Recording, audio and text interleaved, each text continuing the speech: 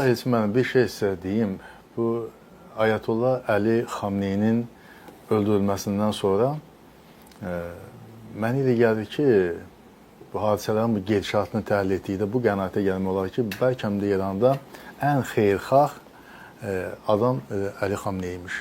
Onu əvəz edənlərin artıq deməli Sepahın birbaşa dəstəyi və təzyiq altında olacağını proqnozlaşdırma elə də çətin deyil və mənə elə gəlir ki, bundan sonra İrandakı Birləşmiş Ştatların prezidenti Donald Trump dünən bəyan etdi ki, 49 nəfər ali, dini, diplomatik, hərbi, bütün rəhbərliyi məhv ediblər və onları əvəz edənlər hesab edirəm ki, daha sərt, daha aqressiv bir davranış ilə yadda qalacaq və Cəlilabadla bağlı, bəli, biz İranla sərhəd deməli əraziyik və orayla da mənim telefon danışığım da olub, məndən də suallar veriblər vəziyyətlə bağlı və bir nigaranlıq, narahatçılıq keçirirlər ki, nə baş verib? Biz həmişə İranla mehriban qonşuluq siyasətinə sadiq qalmışıq.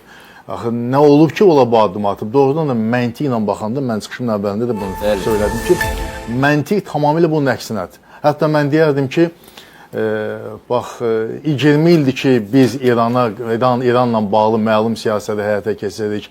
İrana qarşı 1979-cu il inqilabından üzübəri Birləşmiş Ştatlar sanksiyalar tətbiq edir. 2010-cu ildən BMT də ona qoşuldu. Mən həmin o İrandakı o qərar verən şəxslərə söyləyirəm. Azərbaycan indiyə qədər bir anti-İran sanksiya qoşulub. İran əleyhinə hər hansı bir sanksiyanın iştirakçısı olub. Buna və yaxud da ki, imkan verib ki, ərazisindən kimsə İrana qarşı istifadə edəsin. Bu, heç bir zaman olmayıb.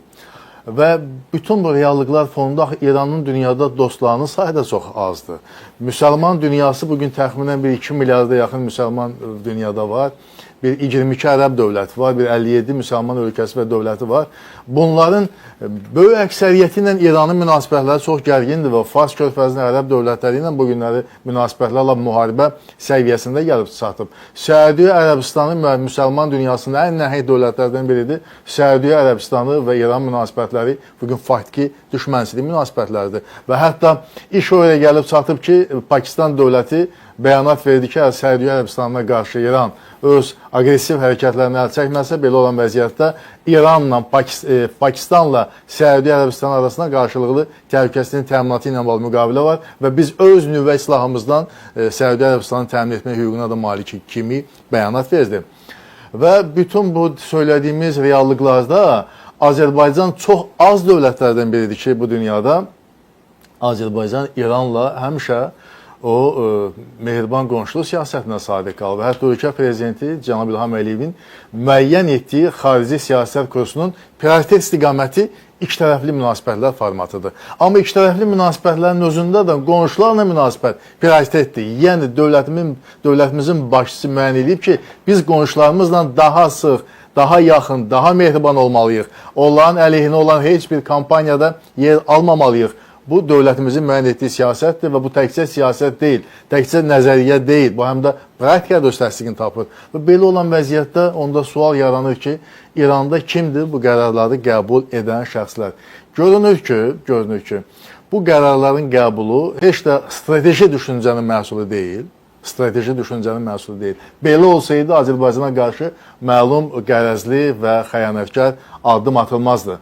Bu, sırf hesab edirəm ki, biz həmişə söyləyirik ki, Ermənistanla bizim müharibə vəziyyətində ondan əvvəl də, ondan sonra da İranda müəyyən siyasi dairələr tamamilə ermənipərəst siyasət həyata keçirmişlər və hətta onlar yadınızdadırsa Zəngəzur dəhlizi ilə bağlı söyləmişlər ki, bu bizim üçün qırmızı xəttdir. Hətta buna kimi ifadələr söyləmişlər. Mənə elə gəlir ki, indiki vəziyyətdə bax, Naxçıvanla bağlı bu addımı atan qüvvələr daha çox bax, həmin o müəyyən siyasi dairələrdir. Və onlar sanki İranın bugünkü vəziyyəti və Azərbaycanla olan sıx təmasları, mehriban qonşuluq münasibətlərini qoyurlar bir kənara, özlərinin şəxsi və digər korporativ maraqları fonunda ermənipərəst davranışlarını növbəti dəfə ortaya qoyurlar.